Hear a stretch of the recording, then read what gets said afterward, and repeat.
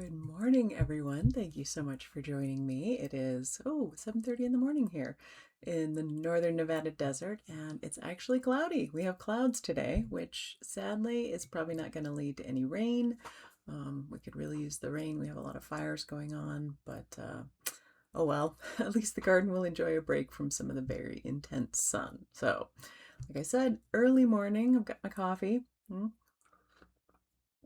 I'm sure I will still be yawning because that's just the way it goes, but at least I've got the caffeine to get me going. Jumping right into stitching in action.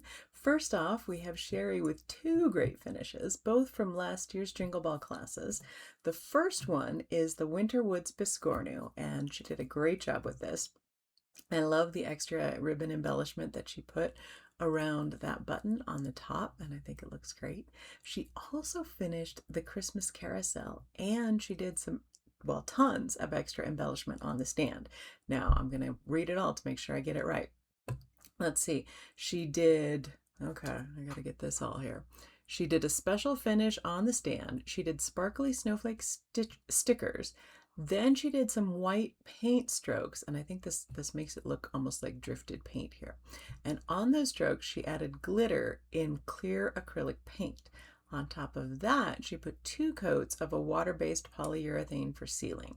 I love this. I love it so much, and I especially love the way she personalized it for herself. And I think it's just a wonderful display. So thank you so much, Sherry. I always enjoy hearing from you, and I love seeing your creative finishes. Next up, we have Jamie, and Jamie stitched Moonlight Sampler.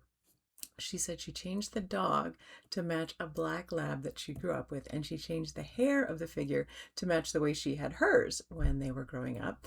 And she says that she and her dog used to sit side by side on the porch just like this. And that makes me so happy, Jamie. I'm so glad that you changed this so that you and I'm going to get the Nira are immortalized in your stitch, and it's very personal to you. On to what I'm stitching. I have been model stitching as fast as I can for Jingle Ball because we're pushing up against our submission deadline, and I still need to get everything finished and photographed. Fortunately, I'm doing smaller projects this year, so I actually have a shot at getting them done. I'm still really debating on whether to include fabric in the kits for Jingle Ball. I don't do that many kits anyway, but I might just leave it open for people to choose their own, and I'm just debating. Regardless, I know a lot of shops get frustrated with the flood of people needing supplies, so I'm definitely going to do my best to tell dyers and everybody what's being used so they can be ready for that. And also, the 2 that I'm doing this year are a little bit more flexible in terms of there aren't that many colors being used. It would be a lot easier to have a substitute, and it would be a lot easier to provide a lot of substitute options for people. So one way or another, I'll get that finalized in the next couple of weeks. On to Stash Spotlight. I picked up some beautiful Cedar River linen. Always love to support a Pacific Northwest maker, and I think I'm actually going to see the dyer when I'm at the Stitch Summit at Acorns and Threads next month. Oh gosh, next month in a couple weeks. So I'm just going to quickly show these colors. They have wonderful names as well. That's always hard, but we'll do our best here. This is Alpenglow. These are lovely neutrals, and they feel good, obviously, but they're great colors when you need something that has subtle differences, but not too much variegation. This is Maple Bar, which does make me hungry. Doesn't that look mapley? This is Tephra, which I believe is a kind of rock. I need to ask my brother-in-law. He's the geologist for us. This is Coffee Stain, which is totally me and hopefully not predictive of what's going to happen while I've got coffee on my desk here. And this is called Red Cedar. Isn't that pretty? Now, I'm not generally one for red fabric, but if you're going to the Silver Needle in October, you'll find out why I am testing lots and lots of red fabrics. There's a little spoiler for you. On to World Around. This time I picked Grasshoppers. It's been a tough gardening season for us here. I belong to a Facebook gardening group for Northern Nevada, and it's always a little bit heartening to see that I'm not the only one who's struggling with a lot of things. So yeah, it's definitely been an odd year, depending on what came out when. We had very wildly swinging spring weather, and now it's just been very hot. So The garden's been a little weird this year.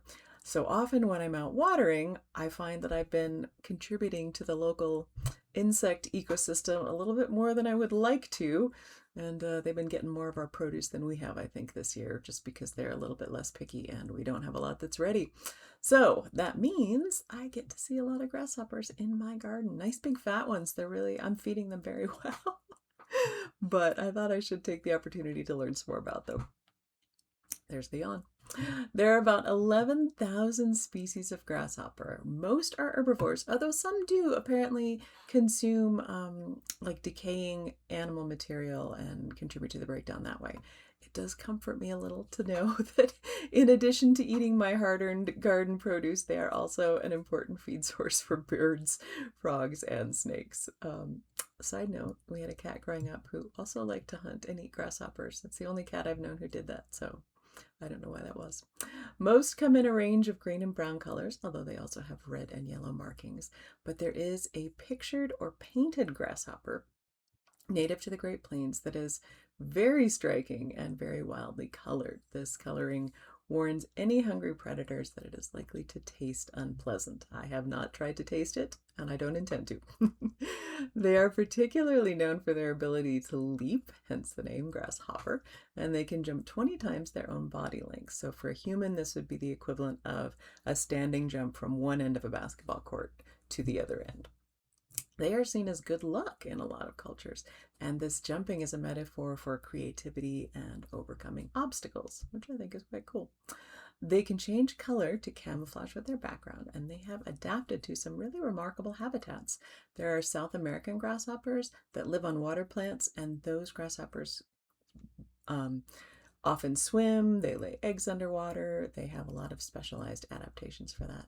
Grasshoppers living in desert environments have learned to bury themselves in loose sand the way you would see a lot of desert animals do. And grasshoppers living at very high altitudes with thin air are much more likely to have very small wings or even no wings at all. Most grasshoppers are part of the shorthorned group, which also includes locusts. And here's something I didn't know. Apparently, there's a hormone in locusts which changes, and when activated, changes them from solitary insects who don't migrate into these voracious migrating horde beasts. So you can imagine scientists are putting quite a bit of effort into studying that hormone to figure out what causes that change. Longhorned grasshoppers, on the other hand, include some familiars like katydids and Mormon crickets. Grasshoppers are very old, dating back 250 million years, so they have been around through incredible ecological changes, climate changes. They've been here with the dinosaurs and they're still here with us, so they're very adaptable and can find a lot of ways to survive, which is pretty cool. Their ears are located on their abdomens, which allow them to easily detect the vibrations produced by other grasshoppers. These vibrations are called songs, and they make them by rubbing a series of ridges or pegs on their legs against their wings. Each individual grasshopper has its own distinct song, which I think is quite cool.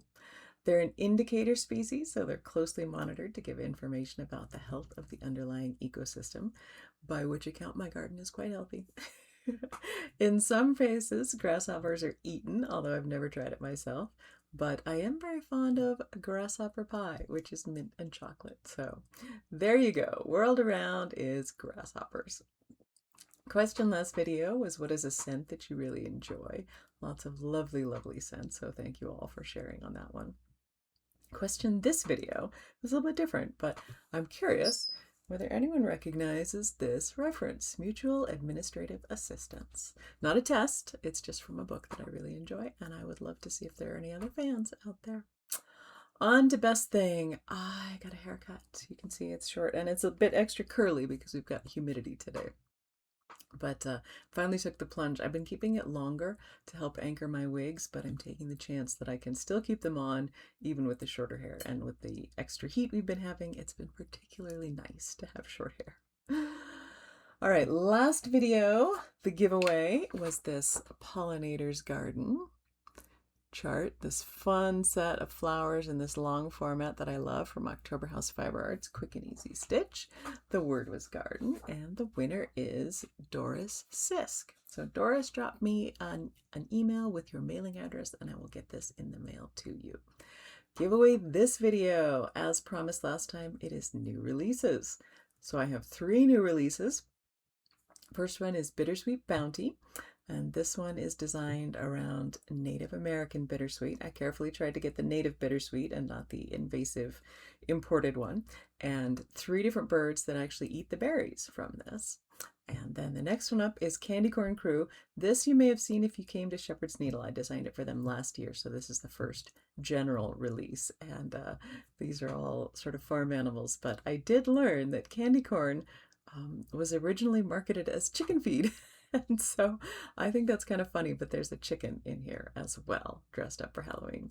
And then the last one is Trunktown Autumn. And this was the first of the Trunktown series that I designed. This was for Beautiful Sip and Stitchery last year. So we'll get the last one in the series this winter, but this is number 3. And I'll go ahead and take a pause right here so you can get better looks at all 3 of these.